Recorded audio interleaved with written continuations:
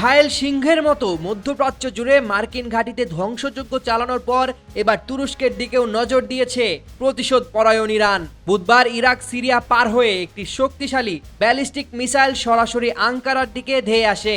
ভূমধ্যসাগরে ন্যাটোর আকাশ প্রতিরক্ষা ব্যবস্থা শেষ মুহূর্তে সেটি ধ্বংস করলেও এই হামলা পশ্চিমা সামরিক জোটের বুকে রীতিমতো কাঁপন ধরিয়ে দিয়েছে।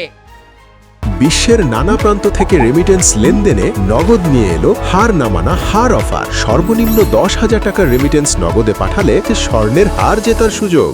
মুসলিম দেশ হয়েও তুরস্ক কেন ইরানের টার্গেট? কারণ ধর্মীয় পরিচয়ের চেয়েও সামরিক ও কৌশলগত দিক থেকে আঙ্কারার মূল আনুগত্য পশ্চিমা সামরিক জোট ন্যাটোর প্রতি।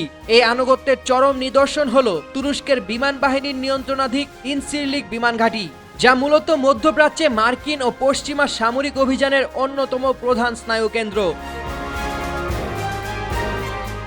ইরানের এই মিসাইল হামলার বার্তা অত্যন্ত পরিষ্কার। ন্যাটোর প্রতি মিত্রতা দেখিয়ে যে দেশই মার্কিন সামরিক শক্তিকে নিজেদের মাটি ব্যবহার করতে দেবে, তারাই তেহরানের বৈধ লক্ষ্যবস্তুতে পরিণত হবে।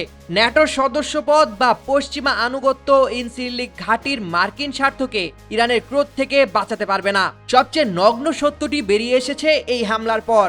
ন্যাটোর কোনো সদস্য আক্রান্ত হলে আর্টিকেল 5 বা যৌথ প্রতিরক্ষা কার্যকরের যে পশ্চিমা দম্ভ ছিল, মার্কিন প্রতিরক্ষা মন্ত্রী পিট হেগসেথ তড়িঘড়ি করে তা নাকচ করে দিয়েছেন। তিনি স্পষ্ট করেছেন এই মিসাইল ধ্বংসের কারণে ন্যাটোর আর্টিকেল 5 কার্যকর হবে না।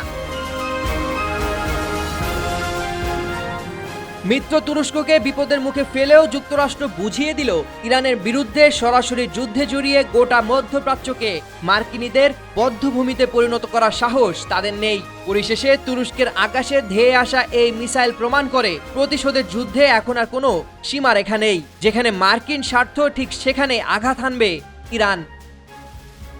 সামিউল জয়, 21 টেলিভিশন।